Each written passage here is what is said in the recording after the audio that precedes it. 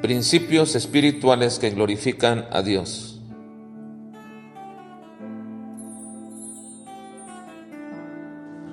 Principio cristocéntrico número 73. Jesús es todo suficiente, pero tenía una necesidad: buscar y salvar al que se había perdido.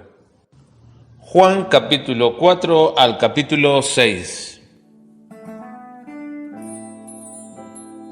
Recordemos que nuestro Señor Jesucristo, a pesar de estar dentro de un cuerpo humano, no estaba limitado respecto a sus perfecciones divinas. Es decir, Cristo no perdió ni se achicó en su divinidad al humanarse. Cristo seguía siendo totalmente autosuficiente en cualquier aspecto y en cualquier área.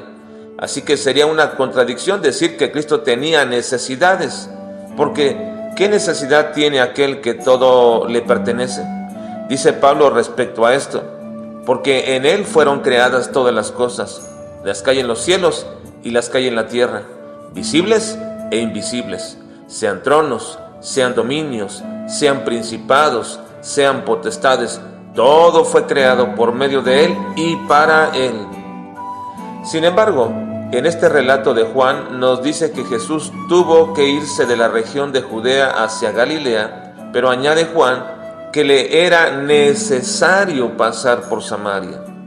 Esta necesidad no tenía que ver con el hecho de que ese fuera el único camino por donde él podría pasar.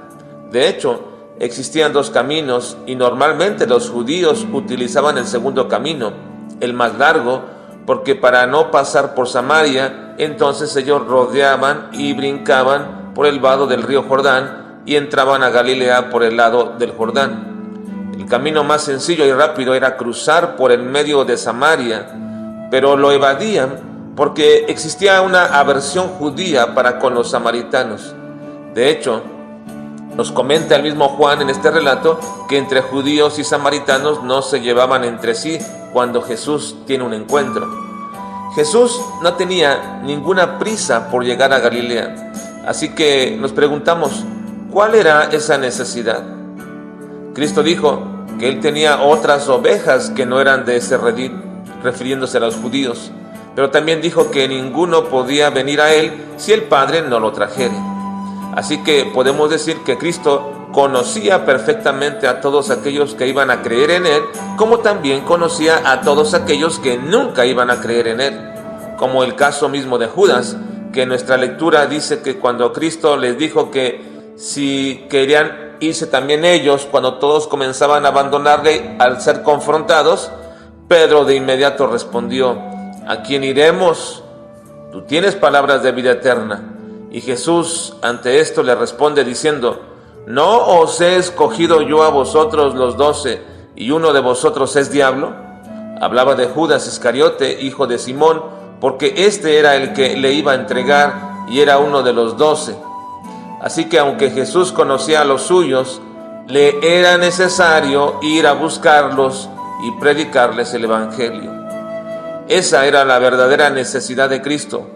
No porque Él no pudiera convertirlos en creyentes sin la necesidad de tener que ir a buscarlos, sino que el énfasis al decir que le era necesario explica de manera muy sencilla que esa debe ser también la necesidad y la responsabilidad de todos nosotros los creyentes. No puedes esperar a que ellos, a quienes el Señor ha elegido, vengan aquí para oír la palabra. Tú tienes que ir a buscarlos. Ninguno de nosotros sabe quiénes serán, pero Cristo sí sabe quiénes son aquellos que creerán en Él y quiénes son aquellos que lo rechazarán. Por eso es que Él nos ordenó de ir y llevar el Evangelio a toda criatura. Esta historia especial donde Cristo testifica a una mujer y luego ésta habla a todo el pueblo de que ha encontrado al Mesías, culmina diciendo que todo el pueblo creyó que Jesús era el Cristo por el testimonio de esta mujer. Así que en esto consistía la necesidad de Cristo, una necesidad autoimpuesta para enseñarnos nuestro deber y nuestra deuda para con el Evangelio y para con nuestro Señor Jesucristo.